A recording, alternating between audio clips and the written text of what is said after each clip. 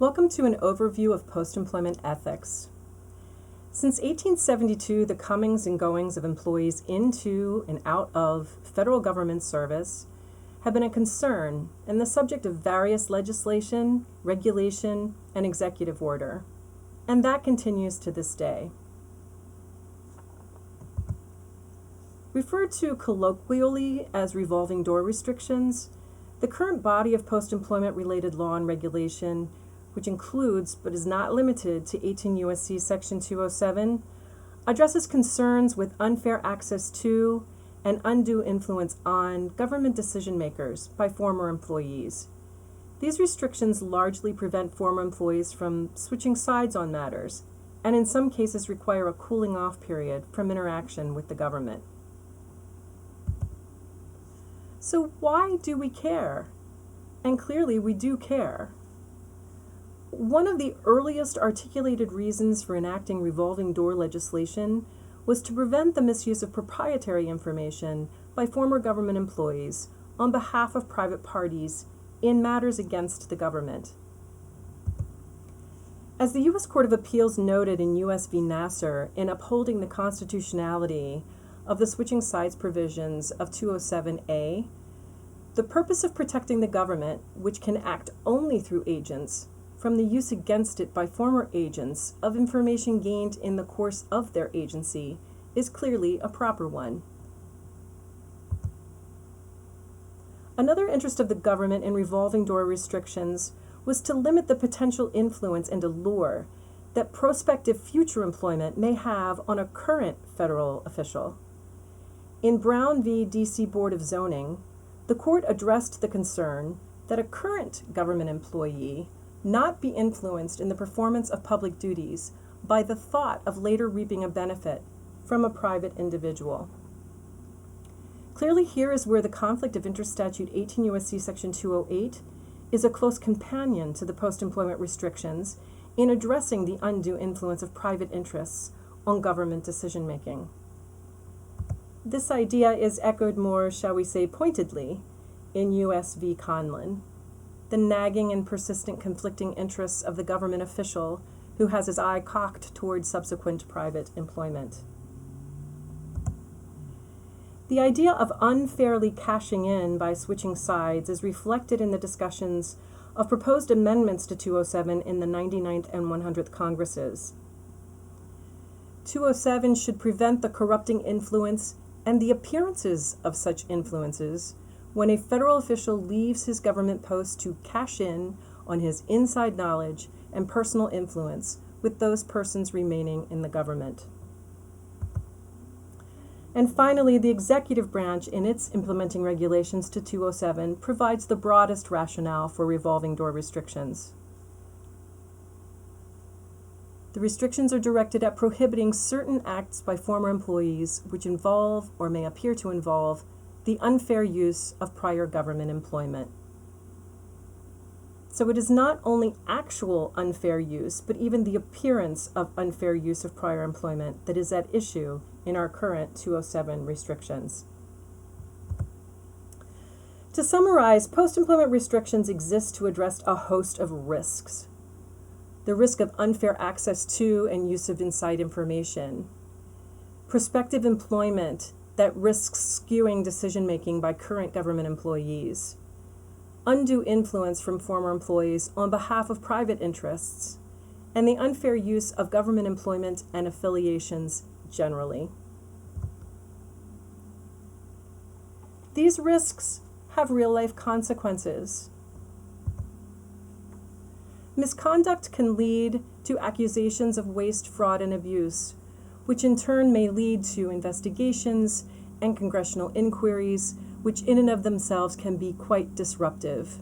They can also lead to sanctions and penalties, not only for former employees, who may be held criminally liable for certain conduct, but also for private individuals and companies who may face debarment and other criminal or civil penalties for their roles. All of these consequences detract from the ability of the agency to achieve its mission. And ultimately, public trust pays the price, and that price is not inconsequential. So what do we as ethics counselors and educators need to know to help protect our agency's programs and operations and to meaningfully educate our employees about their revolving door obligations? Well, let's begin with the primary post-employment restrictions for which OGE has interpretive authority.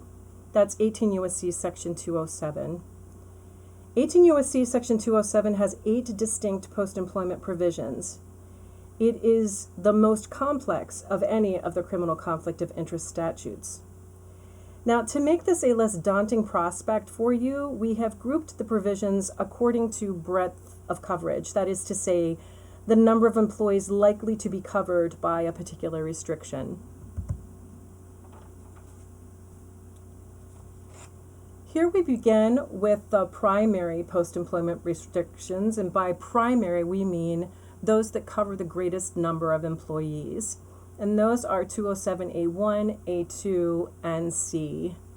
207A1 is a permanent representational bar for specific party matters in which the employee participated personally and substantially while a government employee. 207A2 is a 2-year representational bar, again reaching to specific party matters in which the employee had pending under their official responsibility. 207C is a 1-year representational bar for certain senior employees for any matter where they are seeking official action. These are the authorities you are most likely to be giving post-employment advice on, and they are the restrictions OGE provides the greatest degree of training and interpretive guidance on. The second greatest number of employees will be affected by 207D and 207F1. 207D is a 2-year representational bar for very senior employees for any matter where they're seeking official action. 207F1 is a 1-year bar for both senior and very senior employees on representing, aiding, or advising a foreign entity with the intent to influence a decision of the United States.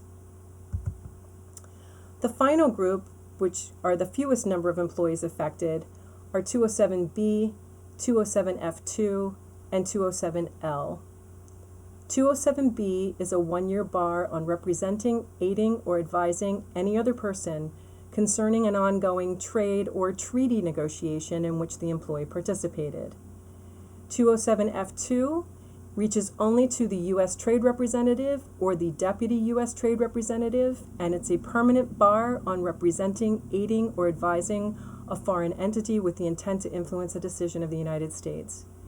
207L regards the Information Technology Exchange Program, and it's a 1-year restriction on former private sector assignees under that program on aiding, counseling, or assisting in representing another in connection with contracts sought from their former agency. The implementing regulation for 207 is 5 CFR Part 2641. Subpart A contains general provisions and definitions that will apply across the 207 provisions. Subpart B contains separate and distinct discussions of each of the 207C prohibitions, 207 prohibitions. Subpart C contains the exceptions and waivers. While 207 is the primary source of post-employment restrictions for employees, executive branch-wide, it is not the only source of post-employment restrictions or other requirements. 18 USC Section 203 is a compensation bar on certain representational activities. 41 USC 2101 through 2107 involves procurement integrity. The Emoluments Clause of the Constitution, the Ethics Pledge at EO 13770, certain parts of the Financial Disclosure Regulations, agency-specific restrictions, and certain bar and professional restrictions. On this chart, we've given you a flavor for what some of the authorities mentioned on the previous slide might require. This is not a comprehensive description of all of the restrictions of all of the authorities. Some of these authorities will reach to prohibiting certain conduct. Some of these authorities will reach to prohibiting certain compensation. and some of these authorities will be discussing certain paperwork that will be required by people who are terminating their government service. There is also a notification requirement, which has a post-employment aspect to it. 5 CFR 730.104 requires agencies to provide a notification to an affected employee when a personnel action occurs that affects an employee's coverage under 18 USC Section 207C.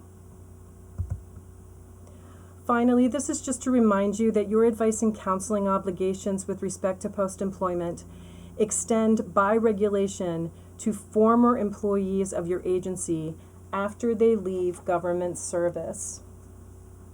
The agency in which an individual formerly served has the primary responsibility to provide oral or written advice concerning a former employee's post-employment activities, and that is per 2641.105.